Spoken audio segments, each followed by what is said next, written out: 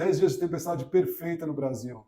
O que está acontecendo? As bolsas estão caindo, os mercados estão muito agitados. Vamos falar um pouquinho sobre juros, inflação, ativos e oportunidades que podem acontecer nesse mercado. Olá, meu nome é Luiz Micares, sou gestor da Black Swan Investimentos. Olá, eu sou José Faria Júnior, sócio analista da Wagner Investimentos.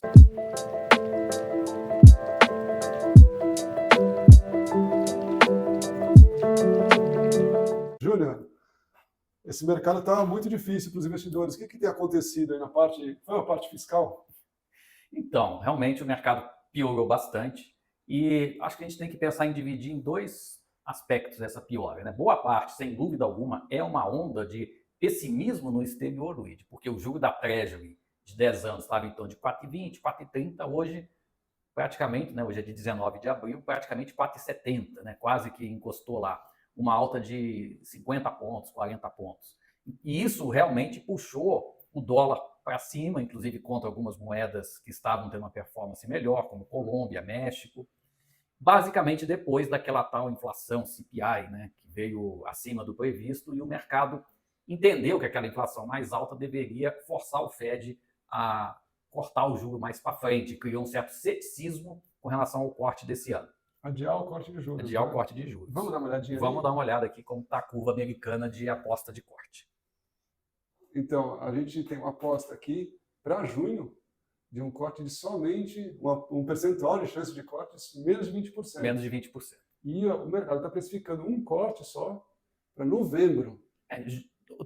Setembro está 0,9, né? Então não está totalmente fora, né? Exato. Mas integral mesmo é só em novembro. E terminaria o ano com um corte. Um corte só. Mas, ao mesmo tempo, o Jerome Powell, presidente do Fed, está dizendo que vai cortar os juros. Sim. E agora? Essa aqui está sendo a grande pergunta, a grande dúvida, se teremos um corte ou dois esse ano.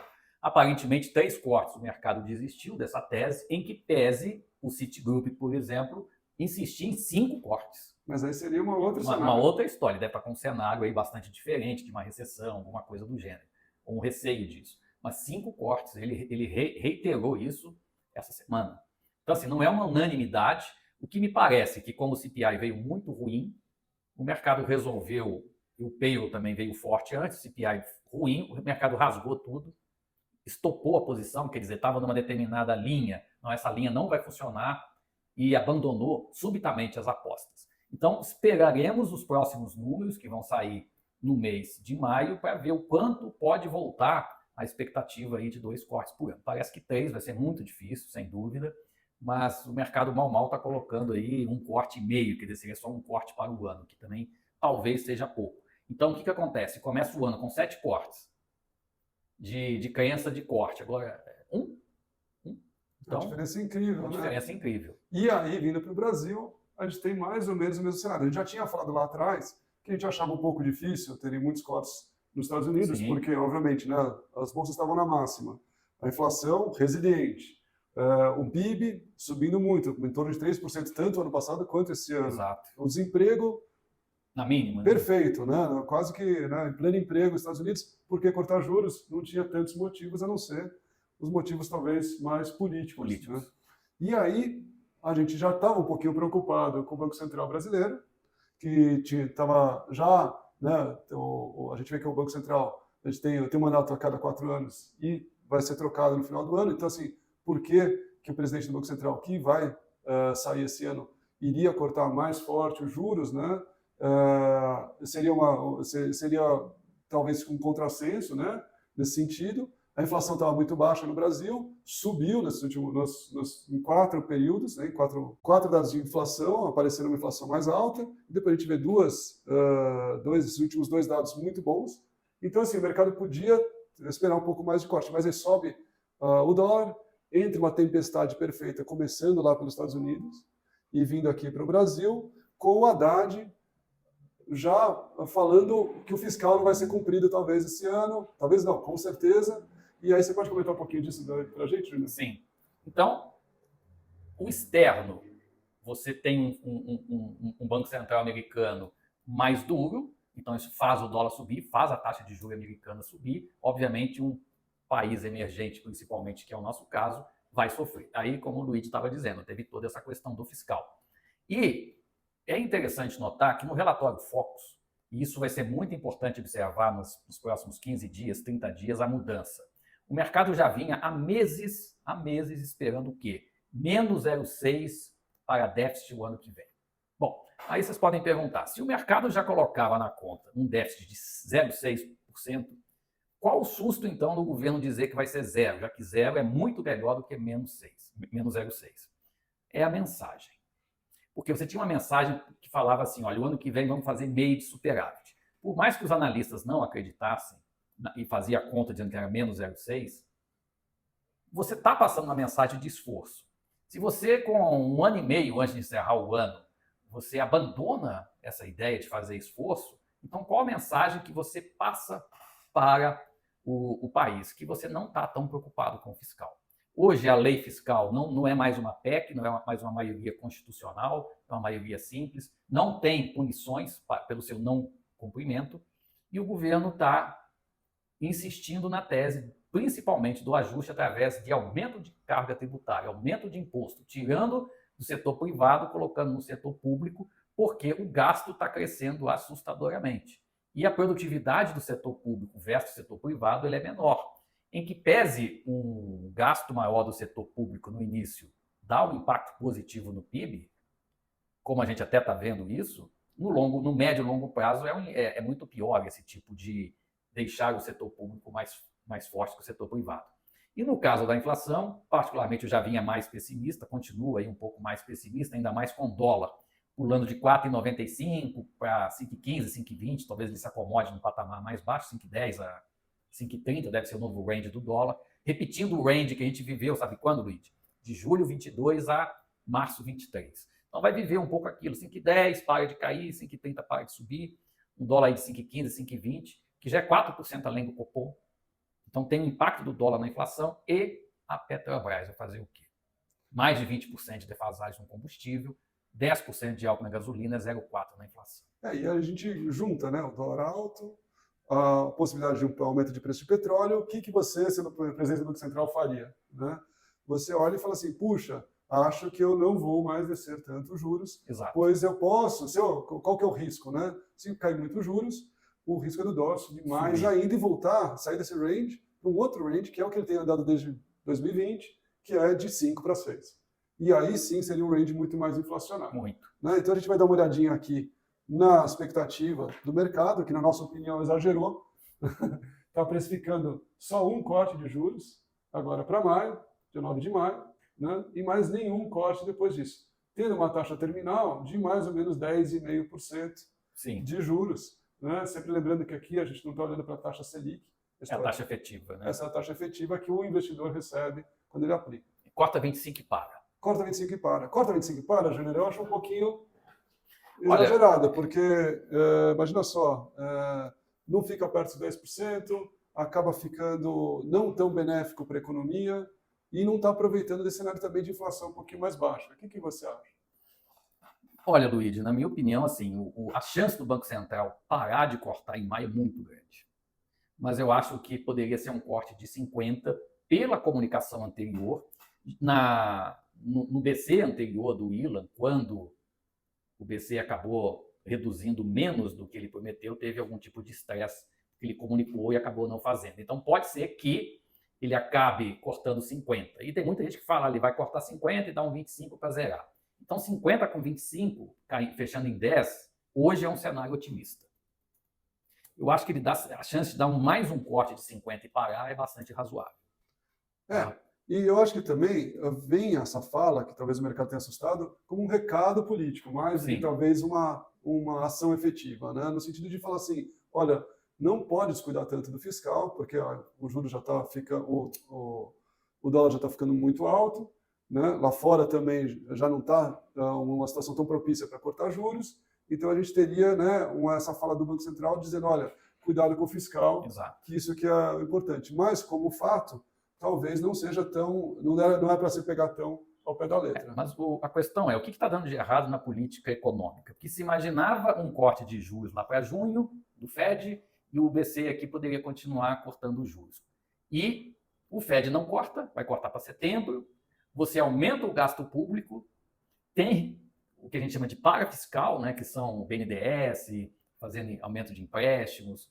Então, tudo isso elimina muito da potência da política, da política monetária, da política de juros. Se o BC é restritivo nos juros, mas se você abre concessões de empréstimos, por outro lado, isso arranca a potência da política fiscal, da política monetária, desculpa, e isso exige um juro mais alto. Este governo não consegue entender o equilíbrio entre fiscal frouxo e monetário apertado, não tem jeito. Se você tiver um fiscal um pouco mais apertado, você pode baixar um pouco mais o juro. Então, esse equilíbrio que o Roberto Campos Neto Está procurando. Colocou na mesa. Eu não posso continuar cortando porque está gastando e porque o Fed não vai cortar tão cedo. Então, ele precisa de... o Banco Central também ele tem um compromisso com a moeda, né? Não é só com a inflação e emprego, mas ele tem compromisso com a moeda. E a moeda, então, vai ser o ajuste. Né, porque situação. a moeda, no final das contas, é a base de tudo. É raro. Eu, por exemplo, não lembro de nenhum caso de algum país que tenha conseguido ter um crescimento com a moeda não estável. Exatamente, não tem. E quanto às oportunidades, a gente tem falado, semana passada falamos da NTNB. O que você acha da NTNB? NTNB a 6. 6 parecia bom, 6,10, o que você acha? Aparentemente tem uma chance de dar uma pausa nesse movimento, mas não acho que é uma NTNB de 2035, talvez para carregar até o final. Né? A gente tem que ver se tem um ajuste e sai antes. Né? Mas pode ser uma oportunidade, pode ter alguma questão de taxa pré também, que abriu muito, pode ser alguma oportunidade, mas tudo dentro de uma estrutura de carteira que possa comportar alguma coisa, dar um pouco de errado. Né? Claro. A gente fez uma simulação da assimetria. O que é assimetria, né? Para explicar essa palavra. É o quanto pode render um investimento num cenário ruim e num cenário bom. Então, assim, pensando no cenário onde os juros vão para 7%, quem está aplicando a NTNB hoje vai ter um rendimento ainda positivo de 7% se ficar um ano com esse ativo. Sim. De 4%, desculpa. E se tiver um cenário benéfico, se esse juros sair de 6,7%, 6,8% que está hoje, e for para 5,5%, que já não é também um cenário tão improvável, você teria um ganho muito maior do que o CDI, aproximadamente uns 14%, 15%. Então, hoje a NTNB parece que tem um cenário interessante para os investimentos. E do outro lado, também nas bolsas, o que a gente tem visto? Né? Com todo esse cenário complicado, um fluxo externo continua saindo, começou esse ano, já está até semana retrasada perto de 20 bi de saída, agora estamos com quase 30 bilhões de saída de capital estrangeiro do Brasil. E as bolsas refletiram essa queda. A gente deixou aqui preparado, né? Quem são as ações que mais sofreram e as que conseguiram se manter estáveis ou até subir um pouquinho nesse cenário. Então a gente vê aqui, por exemplo, tirando a Pets, claro que vai fazer essa fusão com a... Exatamente, vai fazer a fusão. A gente tem aqui com a Cobase, a gente tem as exportadoras, né? Então Petrobras, a gente tem a VEG, a Vale, JBS, essas são as empresas que foram beneficiadas especialmente por causa da alta do dólar. Sim. Né? Do outro lado negativo, você tem aqui as empresas de educação, né? As empresas muito alavancadas, aéreas e também as empresas do setor imobiliário. E varejo, de novo. E varejo, novamente. Por causa do juro. Então, juros atrapalham muitos setores da economia. Esses aqui são os que vão mais sofrer. A gente esperava, né, o mercado, como o Júnior falou no começo do ano, esperava uma queda muito maior de juros, e essa mudança já estava refletida no preço das empresas, e que agora, com essas surpresas novas, o mercado reprecifica e reprecifica muito rápido, né? Perto de 10%, 15%, 20% de queda em 10 dias. E tem um aspecto também importante, Luiz. O S&P começou a cair em plena temporada de balanço, o que é um evento um pouco raro. Não é normal você ver a Bolsa Americana cair em temporada de balanço, em que pese ela já estava num patamar muito elevado. Então, ir para 4.700, 4.800 pontos do S&P para depois ele tentar se recuperar é uma possibilidade aberta. Então, enquanto o S&P está numa tendência de queda, podendo cair aproximadamente mais uns 4%, 3, 4%, isso também não vai ajudar o Bovespa. Então, o investidor talvez tenha que esperar um pouco, entender o que vai acontecer com a Bolsa Americana, porque muito dificilmente com a Bolsa, com a matriz caindo, né, a filial ter um desempenho bom. Então, ficar atento, né, nessa possibilidade de queda do S&P. Tem um patamar em torno de 4.700 e 4.800 que deve respeitar. E no que pese, né, já fazia um tempo que a gente não via o S&P caindo mais do que o Bovespa. O S&P caindo perto de 5% no mês e o Bovespa caindo 2,5%, metade. Né? O que a gente estava vendo, infelizmente, era o S&P subindo, a Bolsa caindo até, Sim. e quando o S&P caía, a bolsa caía, quer dizer, agora finalmente a gente está... Mas por quê? Basicamente porque as commodities estão subindo, e o Brasil é um país de commodities. Então, um dólar mais alto e commodity mais alta, inclusive petróleo, isso tende... Ó, quais ações que estão subindo? Petrobras, que é petróleo, JBS, que é boi, e o boi está subindo de preço. Vale. A Vale não está indo tão bem no minério, mas o minério nos últimos dias subiu. Mas em dólar. Mas em dólar. Não, e o minério subiu também nos últimos dias.